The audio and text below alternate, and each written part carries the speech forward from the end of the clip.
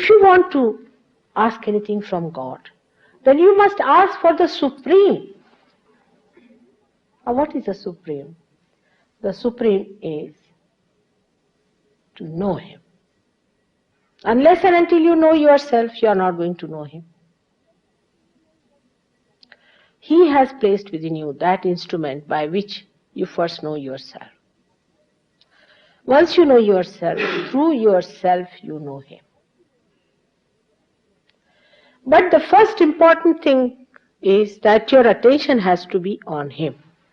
There's a very different thing to have attention on God and to have a blind faith in God. These two things are absolutely far apart. To have faith in God means, I have already told you, all the silly things we do in the name of faith. But to have your attention on God is to ask, when am I going to be myself? When are you going to accept me as a citizen of your kingdom? When are you going to use me as your instrument, O Lord? This should be your attention. If your attention is like that, and if you are really of pure nature about it, it will work out. It works out. This is the only thing that is needed in Sahaja Yoga, is a clean heart to ask for it, to desire for it. Those who have been ardently asking for it, they might have been misguided, gone to wrong paths, they have done mistakes, they might have committed sins, whatever it is. But in the name of God, in the search of God, if they have been earnest, they have been granted realization. They will get realization, no doubt about it. Even otherwise you will get realization. Is the grace so overflowing these days? Even the worst sinners can get realization. But how to retain it and how to ascend is your responsibility. So this is for the newcomers today, because to go into all the chakras and all the centers is going to be too much. These people have already printed about all these things. But today, as there are more Sahaja Yogis here, I have to tell something important about their becoming. Already I have spoken to you about becoming. But today we have to understand one thing, that the essence is within us. For example, innocence is absolutely pure. Within us it is absolutely pure.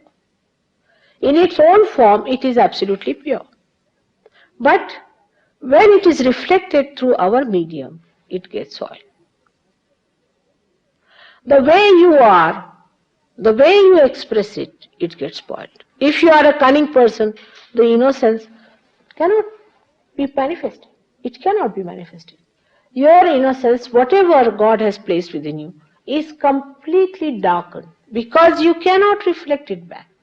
There is no manifestation about it. Why it happens? If you are pure, if you are alright, the innocence is alright, then why it is not manifested through you? Why this cunningness can stop that innocence? Or any other essences that are within you, which you know, which exist on different chakras. We must think about it, why it happens. That even after realization, we cannot properly manifest our innocence, our primordial powers, which are within us in absolute purest form. Why? What happens with us? The trouble is with our attention. When you became human beings, you were given full freedom to put your attention onto anything you wanted. Say if you want, you can put your attention onto any subject. Say, I receive a telephone call. So I put my attention to it. Now I can go on identifying with it, thinking about it, all my attention will be enveloped. And I will not pay attention to anything else that is happening. The attention is so mobile, it has no base, as if the whole thing like a jelly goes and gets attached to a thing. Today I received a letter from, say, Manila. And it's a funny letter to me, I must say. The lady writes to me that my problem comes from Mr. So-and-so. All right. What is your problem is that I have fallen in love with him. But he has fallen in love with another woman. He sends all the way to me this letter. And I am just very unhappy, mother. What am I to do? All my life is wasted. I don't know what to do with myself. I'm just lost. He's left me. That woman has played tricks and all those things, etc., etc. All right. So I just thought, look at this woman. Where is her attention? Is this the meaning of her life, to waste for any man who doesn't care for her? She has no self-esteem. Why doesn't she understand that God has not made her to waste her energy on these useless things? He has made her to enjoy life, to enjoy herself.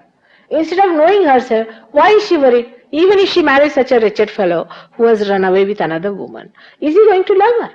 I mean, its rationality also can tell you that this attention that she's wasting, she's crying, weeping, she said, I'll get tuberculosis. She will. I mean, if you waste your attention on foolish, nonsensical things, what's going to happen? So, this is how we put our attention onto absolutely useless things. Sometimes onto very depraved things also. We may put our attention to anything that we think requires our attention.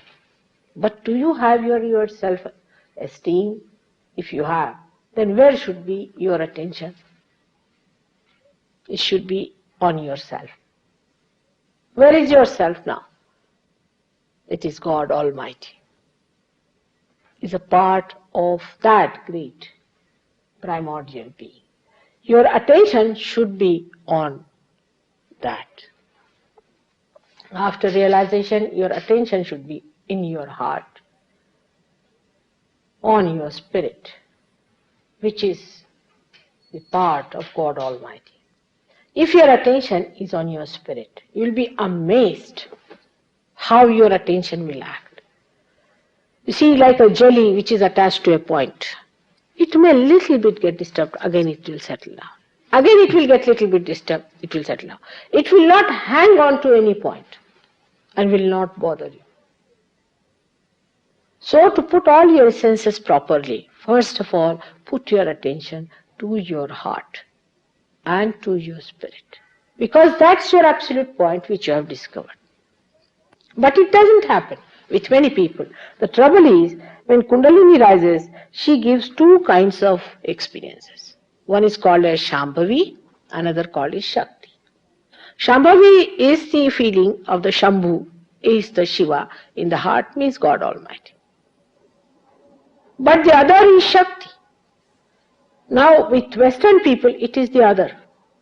Because you know your problems. You have used your powers for all kinds of ramblings in your mental efforts. Everything will sit down, all right, let us discuss realization. What are you going to discuss? What are you going to discuss about realization? Did you get your realization by discussion? You have to meditate. You have to go within yourself, see your growth, work out within. You cannot talk about it, you cannot discuss it, you cannot argue about it, it is within. Because of these ramblings, we go up to the Shakti point, but Shambhus we do not reach.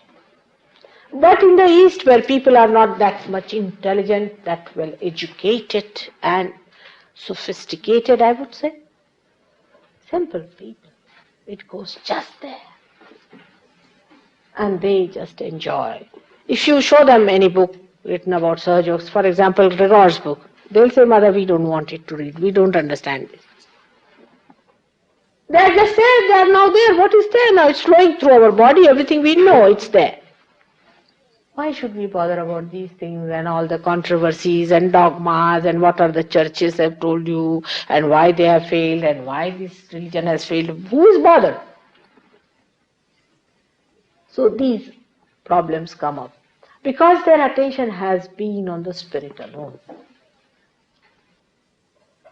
Simple people have that capacity. So now, forgetting everything else, all your intelligence, all your books and education and all that you have had, forget it. And just put your attention to your heart, where lies the connection with God Almighty. If your attention is there, you will be surprised that your attention will be stabilized. Not only that it will be stabilized, but the source of joy is that. And you will start feeling that joy.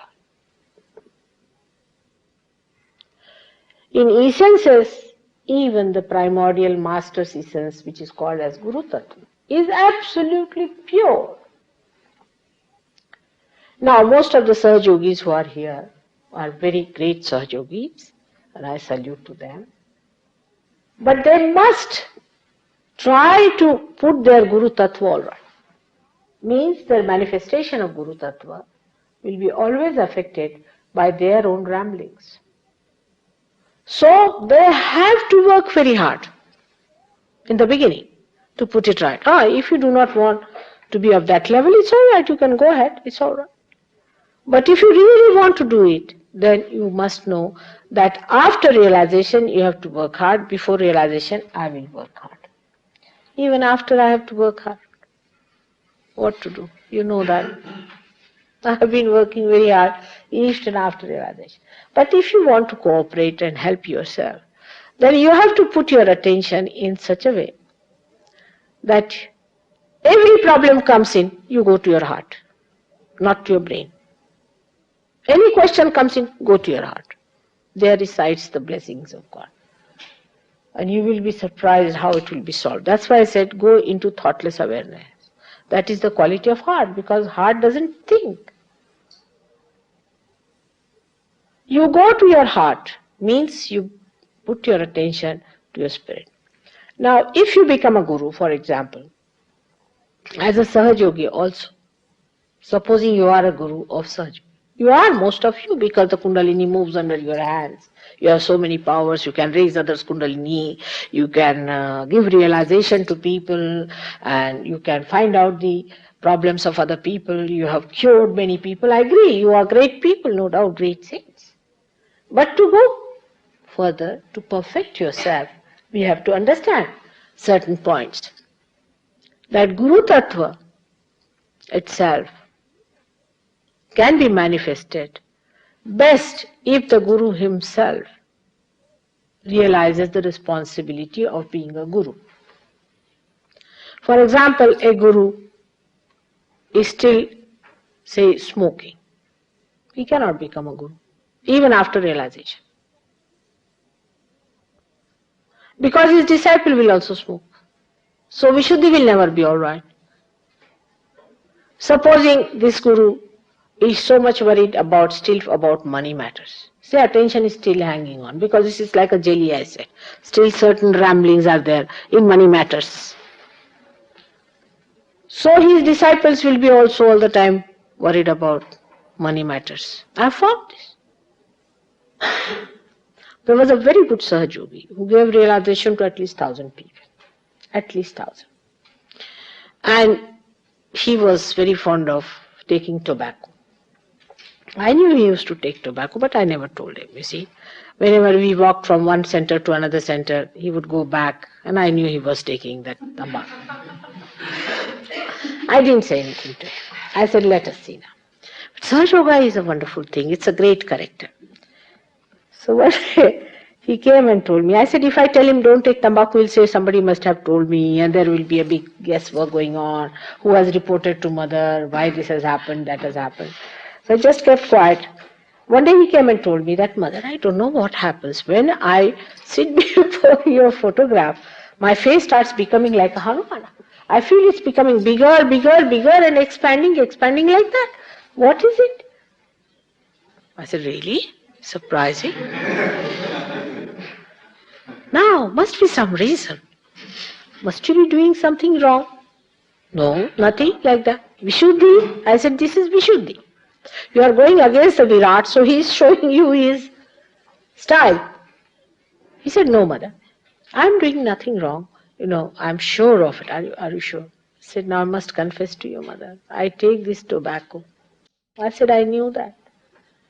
Now try to give it up. He says, how? I said, it is very simple. If you just try this. Whenever you feel like smoking or taking the tobacco in, you look at your heart. You become thoughtless. After all habits are communicated to you through thought. If you just look at your heart, remember only this much. That watch your heart, watch your spirit, or think of me, or do whatever is Sahaja Yoga tells you. For 1 second, even if you do it, you'll forget about it. And you got rid of it.